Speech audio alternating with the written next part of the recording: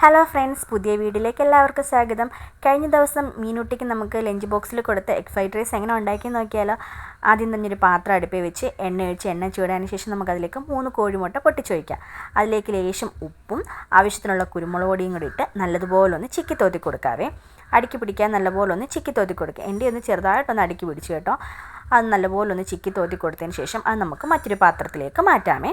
ആ പാത്രം തന്നെ നമ്മൾ വീണ്ടും അടുപ്പിലേക്ക് വെക്കണം. നമുക്ക് എല്ലാ പാത്രവും കൂടെ അഴുക്കാക്കണ്ടല്ലോ. അങ്ങനെ നമ്മൾ ആ പാത്രം തന്നെ അടുപ്പിലേക്ക് വെച്ചു. അതിലേക്ക് ലേശം സൺഫ്ലവർ ഓയിലാണ് ഒഴിച്ചു കൊടുത്തത്. അതിലേക്ക് ചെറുതായി അരിഞ്ഞ് വെച്ച് വെളുത്തുള്ളി ഇട്ടൊന്ന് വഴറ്റി കൊടുക്കാം. വെളുത്തുള്ളി എല്ലാം ഒന്ന് വഴണ്ടി വന്നതിന് ശേഷം പച്ചക്കറികളായ ക്യാരറ്റ്, ക്യാപ്സിക്കം, ക്യാബേജ് ഇത്രയും കൂടെ നമുക്ക് അതിലേക്ക് ഇട്ട് കൊടുക്കാം. അതും ഒന്ന് നല്ലപോലെ ഒന്ന് മിക്സ് ആക്കണം. ഒന്ന് മിക്സാക്കിയതിന് ശേഷം അതൊന്ന് വഴണ്ടി വരാൻ വേണ്ടി നമുക്കതിലേക്ക് ലേശം ഉപ്പിട്ട് കൊടുക്കാം. ഉപ്പിട്ടൊന്ന് വഴറ്റിയതിന് ശേഷം ഒന്ന് ചെറുതായിട്ടൊന്ന് വാടി വരാൻ വേണ്ടിയിട്ട് മൂടി വെച്ച് അടയ്ക്കാം. അതിനുശേഷം നമുക്കതിലേക്ക് നേരത്തെ നമ്മൾ ചിക്കി തോത്തി വെച്ചാൽ നമ്മുടെ മുട്ട അതിലേക്ക് നമുക്ക് ഇട്ട് കൊടുക്കാം. ഇതിൻ്റെ കൂടെ നമുക്ക് ചിക്കനൊക്കെ വറുത്തുണ്ടെങ്കിൽ അത് നമുക്ക് ചെറിയ കഷ്ണങ്ങളാക്കി ഇതിൻ്റെ കൂടെ ഇട്ട് കൊടുക്കാം കേട്ടോ. ഇപ്പോൾ ചിക്കനൊന്നും ഇല്ലാത്തതുകൊണ്ട് ഞാൻ മുട്ട മാത്രമാണ് ഇട്ടത്.